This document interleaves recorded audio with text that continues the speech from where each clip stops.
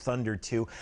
I'd call it a 10% chance. I think most of us stay dry, but there is a chance, a very small one, that you could see some very light rain roll through a bit later on this afternoon and early into the evening. Temperatures look good today. 76 our high this afternoon. Clouds coming in tonight, and then tomorrow, better bet for wet weather there, and a high up around 70.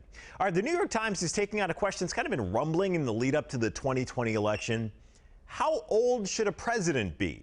Pete Buttigieg is 37, Bernie Sanders is 77, and that 40-year age gap is the largest in modern history. In many recent elections, Democrats have tended to favor younger candidates, Barack Obama, Bill Clinton, John F. Kennedy.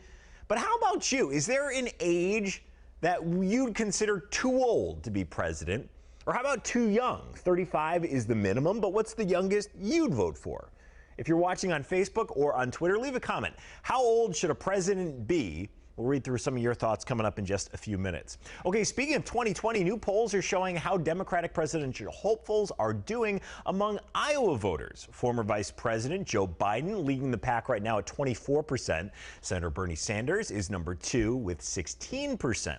Amy Klobuchar is tied in 6th place with former Texas Congressman Beto O'Rourke. They're each at 2%, but Klobuchar says she's fine with that. I am happy to be in the top 6 and ahead of 18 people, and we've got a long campaign ahead of us.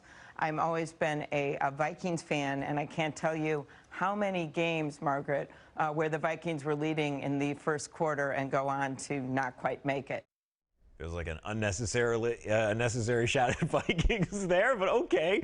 Almost 24 Democrats are running for their party's presidential nomination. The Iowa caucuses are next February.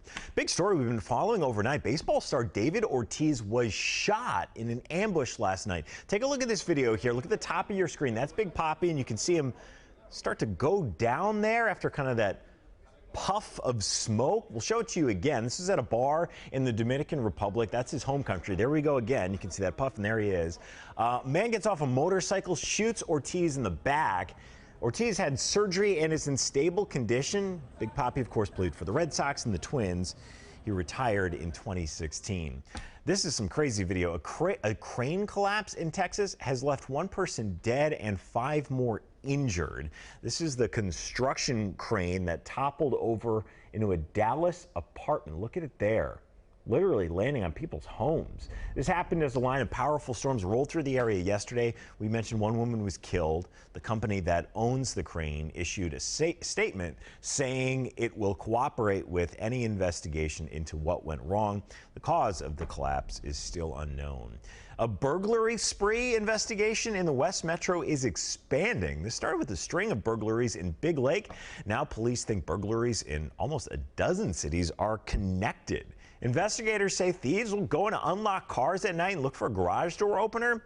That's how they get inside many homes. Police remind you, lock your car doors at night. It's not a bad idea to bring your garage door opener inside too. American Airlines canceling more flights due to grounded Boeing 737 MAX planes. The airline says 115 flights are going to be canceled each day through September 3rd. That is a lot of flights.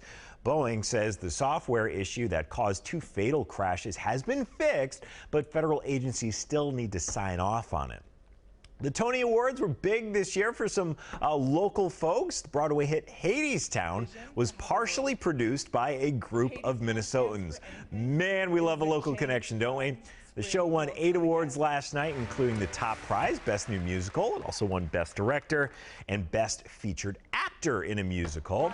This was the highlight, though, when Ali Stroker won Featured Actress in a Musical for Oklahoma. She made history as the first person in a wheelchair to take home a Tony. Stroker was paralyzed in a car crash when she was 2. She dedicated her win to every child who has a disability and has been waiting to see themselves represented in theater.